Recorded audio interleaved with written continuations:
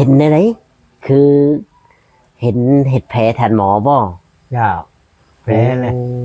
เจ้าเห็นในไหนนะ ใช้ยา โอ้เป็นพยาบาลให้เรา โอ้ย โอ้ จำพยาบาลในกูมือนี่ อ๋อถ้าว่าเฮาอยากให้สมมุติว่าเฮาไปถ่ายแล้วให้เจ้าไปเบิ่งแผลเรานี่ได้อยู่ปะ ได้อยู่ อ๋อได้อยู่เนาะอ๋อเดี๋ยวเฮาคุยกับแผลเราเป็นอะไรเนี่ยเล่าให้เฮาฟังหน่อย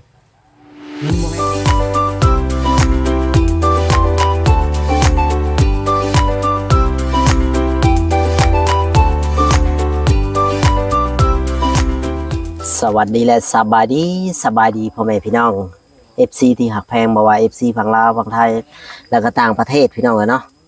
มาพบพ่อกับช่องบ่จอยซาแนลอีกแล้วพี่น้องเส้นเก่าเส้นเคยวันนี้ทางบ่จอยก็ได้มาหาทางเพื่อนลุงหมอก็สิมาหาลุงคำไสแล้วก็ลุงหมอเนาะพ่อแม่พี่น้องจังไดก็ฝากพ่อแม่พี่น้อง FC เป็นกำลังใจให้เด้อพ่อแม่พี่น้อง FC ทุกท่านทุกคนที่เข้ามาดูมาชมช่องบ่จอยซาแนลจังไดก็ไปโอลมไปถามเหตุผลที่ว่าเห็นลุงคำใสเพิ่นทาบาดทาแผลให้ทันหมอแม่นบ่เรื่องจริงบ่หรือว่าอย่างไรแผลดีขึ้นนะบ่ที่เห็นในคลิปพี่น้องนะที่ว่าทำความสะอาดบาดแผลลุงหมอ ทุกอย่างพี่น้องไปเบิ่งไปชมน้ำกันพี่น้อง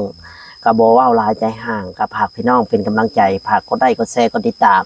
และก็บอกคำโฆษณามาให้บ่จอยเด้อพ่อแม่พี่น้องได้ก็พอได้มีรายได้เล็กๆน้อยๆพี่น้องเนาะช่วยเบิ่งคลิปบ่จอยแน่เนาะโดยไปติดตามกับลุงคำใสเลยพี่น้องเรื่องราวจะเป็นจังใดโอ้นี่แหละลุงคำใสสบายดีโอ้นี่แหละพี่น้องเลยเนาะทางลุงคำใสก็อยู่บ้านเนาะมื้อนี้ก็ได้อ๋อบ่ได้ไปขอขวัดบ่มื้อนี้นะอ๋อเพิ่นลงวัดเพิ่นบ่ท่านหมอเพิ่นลงอ๋อได้หยังได้ลงวัดนะได้ยังได้เข้าแล้วได้แต่เข้านะบ่เป็นอะไรลุงคำใสบ่คือบ่ลงวัดเพิ่นลงแล้วก็ย่าแล้วมันสิลงมื้อโจมื้อจามอ้าวลงมื้อสองเนาะยังได้หลายบ่เงินยังได้หลายเนาะพอกินเล็กน้อยแล้วก็ย่าแล้วพอกินเอาพอกินก็พอเนาะเพิ่นก็สิได้แบ่งคนอื่นนำเนาะแม่นแหละหลายคนลงก็แต่ละมื้อนี่ก็มีคนลงไปเอาคือกันบ่ทางหมอลุงคนใส่มันชินนั่นแหละพุ่นแหละพี่น้องเพิ่นมาที่บ้านพุ่นแหละพี่น้องไผพี่น้องเนี่ยพ่อน่ะโอ้บ้านนโพพุ่นเพิ่นมาแล้วก็เพิ่นแบ่งให้พี่น้องเพิ่นเนาะแม่นแหละแบ่งพี่น้องนำแบ่งคนอื่นนำผู้ชินน้องเพิ่นมาตักบาตรปีเลยแล้วก็เอามือกินเลยพี่น้องหลวงพ่อก็บ่มีแม่นแหละอ๋อพี่น้องพี่น้องหลวงพ่อน่ะทางลุงคำใสนี่เห็นในไหนคือเห็นเห็ดแผลทันหมอบ่เจ้าแผลเลยเจ้าเห็นในไหนนะใช้ยาโอ้เป็นพยาบาลให้เราโอ้ยโอ้จำพยาบาลในกูมือนี่อ๋อถ้าว่าเฮาอยากให้สมมุติว่าเฮาไปถ่ายแล้วให้เจ้าไปเบิ่งแผลเรานี่ได้อยู่ปะได้อยู่อ๋อได้อยู่เนาะอ๋อเดี๋ยวเฮาคุยกับแผลเราเป็นอะไรเนี่ยเล่าให้เฮาฟังหน่อยมันบ่แห้งน้ำนองมันออกตลอดมันบ่ดีบ่แม่นแหละมันบ่ดีบ่เศร้าเนาะยาก็คือเก่าจากแนวแหละนี่เมื่อเบิ่งเป็นเดือนแหละเป็นเดือนแล้วมวยเบิ่งมวยอันนั้นแหละเนาะนั่นแหละมันก็ยังคือเก่าอ๋อนี่เด้ชวนเพิ่นไปโรงพยาบาลนั่นแหละบ่มีเงินไปเป็นเนี่ยโรงพยาบาลเพิ่นปัวจะเป็นปัวจะเป็นไปปัวเนาะไปบ่มีเงินนี่จักแนวล่ะไปจักไปบ่มีเงินบ่มีคำไป แต่ว่าญาติพี่น้องเราบ่มาเยี่ยมมายามเราบ่ บ่ไม่ไป บ่เข้ามาเลยบ่ เจ้า อืม พวกเขาก็ย้ำเห็นนา อ๋อยามเฮ็ดนาเนาะ เออ มันก็ยากคือว่าแหละ แม่นแหละ ก็สิให้ นั่นแหละมันแบบบ่ว่าหนักบ่หนาบาดวันนี้แหละเขาก็บ่มาแล้ว อ๋อแบบว่าเราก็บ่ได้เป็นไปอย่างมากมายเนาะ แม่น แผลบาดแผลมันบ่หาย แม่นบอกมันบ่หายมันเต็มที่ผู้เบิ่งผู้แยงนี่แหละผู้เป็นผู้ป่วยนี่แหละ อืม ใช้ยาให้เลย ใส่ยาตลอดบ่ ใช้ยาตลอดบ่ดีบ่เช้าจักเทื่อบ่ห่มจักเทื่อของเก่า เป็นคือเก่าย อม มือใดก็คือเก่า เมื่อไรคือเก่า ใส่ยามันก็ แม่นเลย มันก็บ่เหนื่อยคือเก่าบ่ ไม่เยอะเลย หรือว่ามัน คืเพิ่นไม่ได้นอน อ๋อ คือสิเจ็บเลยเพิ่นมานอนมารับ คืนนี้นะ แม่นเลย อ๋อเพิ่นจมให้พังบ่ แม่นเลย อืม บ่จมก็ได้ยินอยู่เสียงแล้วลุก ลูกพีดลุงนั่งอยู่หาได้เนาะ โอ้แต่ โย มึง จะเฮ็ดได้นี่ก็ดิยาก็ใช้ให้แหละ อืม ยังบ่ดีบ่เช้าอยู่จากแนวนี่ก็ อืมมันบ่ดีบ่เช้าเนาะ หมดความสามารถ เป็น เฮาก็ ปวด เบิ่ง เลยใช้ยานั่นก็ของเก่า จ้ะ ใช้ยานี่ก็ของเก่า เลย มีแต่ยากับยาแล้วจากแนวแหละ ชุดเลย สุดเนาะ จ้า อืม แพ้น่ะมันเลิกก็มันนั่นดีมันเบิ่ง อืมมันเลิกมันหยัง มัน เนาะ เลิกมันกว้างอะเดี๋ยวมันก็นานหุ้มนะ อ๋อมันนานห่มนานเช้า โอ้ยเห็นมันนี่เปื่อยไปตื่ม มันเปื่อยไปตื่มบ่ โย โอ้ เปื่อยแล้วมันยิงบ่ดีบ่เช้าใช้ยายังก็บ่เช้า เจ้านี่บ่ได้ขี้เดียดขี้อันหยังเลยเนาะ อยู่จักแนวแล้วจักขี้เดียดแล้ว มันบ่จะขี้เดียดเนาะ จำเป็นแหละ มันจำเป็นอ๋อ โย เราก็จำเป็นพี่น้องเอ้ยบริจาคกิจกิจหยังก็รักษากันไปเนาะ แม่นแหละ เบิ่งไป เบิ่งไปนี่แหละ อืมเบิ่งชำเบิ่งได้เนาะ จ้า เบิ่งนึงช่วยปัวบาดปัวแผลให้ แม่ ก็ดีก็เบิ่งกันนี่แหละ เจ้าก็อยู่น้ำเพิ่นเด้ก็อาศัยเพิ่นเนาะ นั่นแหละ อาศัยเฮือนชานเพิ่นอยู่เฮา ชวนเพิ่นไปโรงพยาบาลก็ถามว่าบ่มีเงินจะกีบอ่ะ เจ้าถามเพิ่นบ่ แม่นแหละ อ๋อเห็นเราเจ็บเราปวดแล้วสงสารแล้ว สงสารแล้ว อ๋อ นี่ก็บ่มี บัดสิว่ามาข่อยมีผู้นั้นมีใครแน่เนาะ แม่นแหละ มาหาลุงคำแสนลุงคำแสนก็บ่มีก็ จ้ะ คือเก่า อยู่ อืม เช้านี้ก็ซื้อปลามาป่นชวนคนกิน อืม อ่า เลยซื้อสู่เพิ่นกินเนาะ ใส่ขนมนะ เนาะเราหักษากันไปแบบนี้เนาะ เออ พอได้ดูแลเนาะ ดูแลอยู่นี่แหละ อืมช่วยเบิ่งกันสองเท่า เป็นแหละ กะแขกคนบ่ได้เข้ามาโบกมือ บ่มีไฟ บ่มีไฟมาไกลนะ อืม ยามใหม่ยามนาเขาอยู่ให้อยู่นาไฟมัน แล้วเนาะ แล้วแหละ อืม นี่เด็กสองคนเท่านี่แหละ อยู่สองเท่าสองนี่เนาะอยู่ไป อย่าอยู่ไปนี่แหละ อืม จากนี้ ได้หยังกินมานี่นะ โอ้ยชื่อปลาทูมาต้มชวนเพิ่นกิน เอาเงินมาใช้ซื้อปลาทูนะ โอ้ยเงินบาจอให้วันนี่แหละ โอ้เงินบ่จะให้10,000พอได้ซื้อปลาทูชวนกิน แม่นจ้ะ อ๋อ ฉันบ่มี เดี๋ยวกิน อีหลีลุงกับใส่นี่อันนั้นน่ะดีเลยพี่น้องไอ้เพิ่นก็ได้เงินมา ลงวัดก็ ว่า ได้แต่เข้าอะ เจ้าลงวัดก็ได้แต่เข้าเนาะทาง แม่ ท่านหมอในทางลุงกับใช้นี่ก็บ่ได้ลงเพราะว่าเพิ่นก็เบิ่งแบ่เบิ่งอันนี้เนาะอย่ามันเข้าสวนแน่ได้เรื่องมาพริกมาพายนะ จักเลยจั ออกแล้วบ่ สิได้ออกมาแล้ว อ๋อ ยังบ่ใหญ่สิได้กินบ่ได้กินปลูกหล่า อ๋อได้กินใส่ปุ๋ยใส่หยังอยู่บ่ล่ะ ใช้แล้ใช้มันแหละ ใส่บ่แล้วบ่นั่นแหละ เออ มันยังสิได้กินคอยเฮ็ดไปนั่นแหละคั่วไป จ้ะมันหาก็เคี่ยวขึ้นนี่มันก็ได้ แม่นผลทำมัน ได้ เด้ กินได้กินให้ใครอะ เราได้กินบ่ได้กินหลายก็ต้องได้กินหน่อยแหละ ปลูกมันแห้งมาเริ่มแห้งเชียหญ้าอยู่ นั่นแหละคอยปลูกคอยเบิ่งไปอันไหนสวนผักสวนหญ้าอะไรมันเลยสิได้กินได้อันนั้นคันว่าเฮาบ่อันนั้นก็บ่ได้กินดีๆแล้ว จะ คอยเบิ่งไปเผื่อสิได้กินเด้พอได้กินได้ทานน้ำเพิ่นเพราะว่าเฮาได้หลายเฮาได้หลายเฮาก็ไปแลกไปเปลี่ยนคันว่าเฮาปลูกได้หลายอะนะได้กินหลายก็แบบว่ามันหลายเนาะเอาไปแลกไปเปลี่ยนเอา จะ มันก็แบบเฮาก็บ่ได้ขอเพิ่นเต้าเปล่าเพิ่นก็ให้ผู้เพิ่นมีว่าผู้เพิ่นบ่มีก็เพิ่นก็บ่มีให้คือกันนั่นแหละเนาะ จะ ว่าผู้ใดดอก คนผู้เพิ่นบ่มีเพิ่นก็บ่ให้แล้วผู้เพิ่นมีเพิ่นก็เยาะให้แบ่งปันแบ่งปันทุกสิ่งทุกอย่างมันก็ต้องคนเฮาถ้ามีแนวแลกแนวเปลี่ยนไปใช้ก็ได้เพิ่นก็เอาให้หมดนั่นแหละบ่ให้หลายก็ให้น้อย เนาะ จะ อืมมันครับคันเฮาดูปานขยันเฮ็ดน่ะก็ได้คือกันลูกคนใส่พยายามเฮ็ดเอา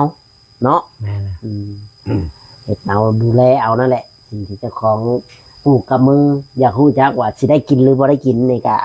เบิ่งตอนมันออกเนาะเบิ่งตอนมันอันนั้นนะ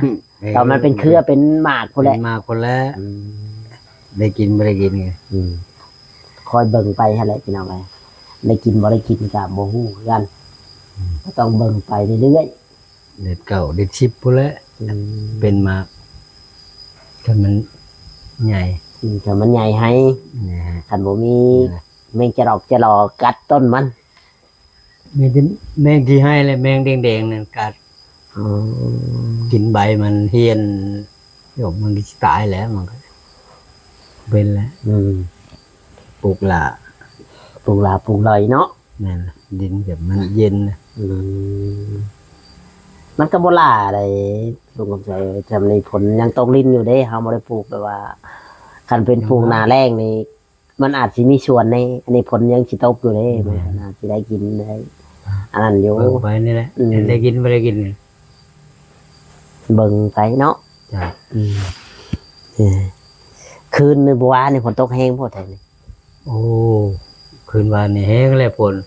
น้ำจะเต็มถังน้ำจนครึ่งลงครึ่ง อืม จนล้นถังใหญ่นะ จนล้นเลย โอ้ย เอาแล้วน้ำจนล้นเฮ็ดในบ้านนี่มันล้น เออปานและ ปล่อยให้มันไหลเลย ปล่อยอาบปล่อยหยังมันก็บกลง อืมโตมันล้นเฮาก็ปล่อยมันไหลไปเลยเนาะ นี่แหละ คอยอาบไปมันก็หน้าพ้นนี่มันก็ใครก็ห้ามบ่ได้สูบน้ำแม่นแล้วเนาะ เออ มันก็บ่ได้ สบายนี่ สบายแน่น้อยนึง จ้ะ แต่เป็นหน้าแรงนี่ห้วย โอ้ สูบน้ำได้แม่นแล้ววะ โอ้ย สูบน้ำสูบในแล้วจะเป็นหน้าแรงอันนี้มันใครแน่ฝนตกน้ำเทวดาเพิ่นเนาะ เจ้า อืมเพิ่นได้ลงมา เมื่อ โปรด บก เพิ่น มันตกไหลอีกเต็มอีก ม ไหลแล้วยามพลนี่ อืม สบาย อยากกินอยากใช้ก็ได้ใช้ได้กิน แม่น อะไรพี่น้องเลยถ้าว่าเป็นยำแรกนี่แล้วเนาะ แล้วแหละเด็กโยกน้ำกกอะไรขึ้นมาใช้มาอาบยัง ตากอีกอยังไง มะกล้วยมะกล้วยชุกแล้วมีไฟกินเลยผ่านเลยตากให้แดดให้มันแห้ง ตากไว้เด็ดเวลานั้นกินกับข้าวกับหยังก็ได้เนาะ แม่นแหละ เวลามันบ่มีกินแล้วคือกันได้ แม่นแหละ มันแห้งเฮาสิกินตอนนี้มันก็บ่หมดคือว่ามันผ่านมา แม่นแหละ นี่แหละพี่น้องเนาะทางโรงพยาบาลไซเพิ่นก็เจ้าบ่เป็นคนผ่านเอง ยาว อ๋อตึกผ่านทางเห็ดเนาะ บ่ผ่านไปสิได้มันปะ อืม เนาเต็มยืน แมน นั่นแหละเก็บ ตามมัน ตัวใดเฮาพอเก็บได้เฮาก็เก็บไปอะไรลุงคุณใส่เบิ่ง จ้ะ คือเบิ่งเจ้าเบิ่งทันหมอเนี่ยก็เบิ่งคอยเบิ่งไปนั่นแหล้วเบิ่งสำเฮาเบิ่งได้ ดูก็สำเฮาดูได้เนาะ นั่นแหละ ประเด็นที่ว่าเป็นบาดเป็นแผลนี่ก็อาจสิใช้เวลาหรือว่าบ่หายเลยก็มีเนาะแม่นบ่ จ้ะ อ๋อหมู่วานนี่เพิ่นเจ็บบ่มื้อกลางคืนน่ะ คืนนี้เจ็บนอน อืม ฮะ นำมารับเพิ่นว่า อ๋อ ที่เจ็บบาทนั่นแหละ สิเจ็บปากบาดนั่นแหละเนาะ แม่นแหละ ว่ามันแบบ แต่ว่า มันบาดแบบนี้มันน่าจะเป็นบาดกายหรือบาดหยังเนาะ บาทกายแหละ อืม ใช้เดือนเลย3-4 เดือนเลยเจ้าบาท อืม กายยามนะ มันก็เลยทรมานแบบนี้นะ นั่นแหละ มันเป็นสิ่งที่ว่าทรมานเลยทุกอย่าง อืม พี่น้องเจ็บกับข้างเจ็บโบแมนหยังดอกโบอยากไปหาหมอกับเงินคำโบมี เดี๋ยว มันก็ยาก แม่นล่ะ นี่แหละมันยากที่ว่าบนโบมีเงินเนาะโบมีปัจจัยที่ว่าได้ไปนะ แม่นล่ะ เราก็เลยให้ทรมานแบบนั้น แม่น แต่ว่าเราก็อาจจะ เบิ่งสีหน้าสีตาเพิ่นนี่เป็นได้ทัน เออก็ธรรมดาอยู่ ธรรมดา สีหน้าสีตาเธอแต่บาทเพิ่นนั่นแหละมันนานดี อืมเป็นได้เห็นเรา นานช้า ตอนเราเจ็บหน้าตาแบบโศกเศร้าบ่ อายุเรา ทุกเช้าเลย อืมตอนเจ็บตอนปวดเนาะ เป็นตาจุดย่อยไปแล้วเราก็เลย แบบทรมาน แม่นล่ะ คือว่าอะไรเป็นบาดเป็นแผล ทรมานบาทนะ เลยคันว่าได้เป็นบาดเป็นแผลแต่มันก็ต้องทรมานอยู่แล้วเนาะ โอ้ มันบ่หายนี่แล้ว เพราะว่าบาดน้อยก็ยังพอว่า มันก็เจ็บต้องปวดและบาดสิ อืม บาดยังเป็นบาดไปยังก็เจ็บอยันแล้ว ปวดอยู่นั่นแหละ เจ็บบ าดนี่ไม่ได้บาดกายมันนั่นขึ้นคู่มือคู่เว้นกำยังเลย เป็นมือหัวเอ็น เจ็บ เจ็บมันปวด เนอะ นี่แหละพี่น้อง อย่าบุถึกมันกับบุดีเลย อย่าบ่ถึงบ่หยังมันก็นานหายเนาะ นั่นแหละเฮ้ยได้อยู่โรงพยาบาลเขามียาครบมัด เลย ยายังเขาก็ใช้มัด อืม ปัวแผลปัวยังอันนี้ยังยาบครบบัวแต่แผลในเดียว ใช้ยาหยังแน่กูมือนี่เจ้าเป็นคนใส่ให้นะ ลายแนวใจเขาใช้อันใดก็เฮ้ยแต่ว่าคือเก่าใช้อะไรก็คือเก่า อ๋อ 3-4อย่างบ่อย่า เมื่อย ถึง ชื่อ กินแต่ยังอย่าต้านเชื้อต้านยังก็แล้วกินยาเอ็นแต่เจาะแต่ยินแล้วก็กินหมด อืมคือเก่า ผมแม่น่ะบ่ให้เจ้าแก้ปวด อืม แล้วกินยาแก้ปวดอันแหละ โอเค พี่น้องเอ้ยคลิปนี้ก็สิบ่มีหยังหลายฮะก็มาเว้ากับลุงกับสายเล็กๆน้อยๆเนาะมื้อนี้ก็สิบ่ได้มีพี่จังดอกพี่น้องมาฝากมีขนมไข่พี่น้องเอ้ยมาฝากมาต้อนลาวเล็กๆน้อยๆน้ำใจจากบ่จอยก็บ่ได้มีหยังดอกพี่น้องเนาะมีน้ำใจน้อยๆหนึงให้ลุงกับสายเอาลุงกับสายขนมพอได้กิน สวัสดี โดย ขอบคุณ นั่นแหละได้กินนี่ก็อิ่มหนึงอยู่ได้เนาะ จ้าโอ้มีเหอะมีแฮงแล้วเลยกิน อืม ขนม เจ้า ไข่ นี่แหละ เจียว กินไป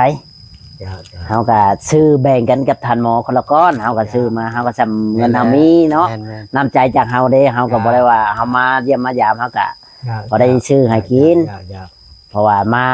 เปล่าๆเฮาก็ จ้า บ่คืออีกหั้นนะเฮาเป็นคนผู้ให้เฮาก็ต้อง เออ มีหยังก็ให้ไปหั้นนะเล็กๆน้อย จ้า โอเค พี่น้องเอ้ยคลิปนี้ก็สิบ่มีหยังหลายทางบ่จ่อยขอจบคลิปไว้ก่อนพี่น้องพบพ่อกับคลิปต่อไปเด้อถ้าผิดพลาดประการใดก็ขอโทษขออภัยนำให้ลุงคำไสเบิ่งทานหมอตลอดนั่นแหละสวัสดีและสบายดีลุงคำไส สวัสดี โดย จ้า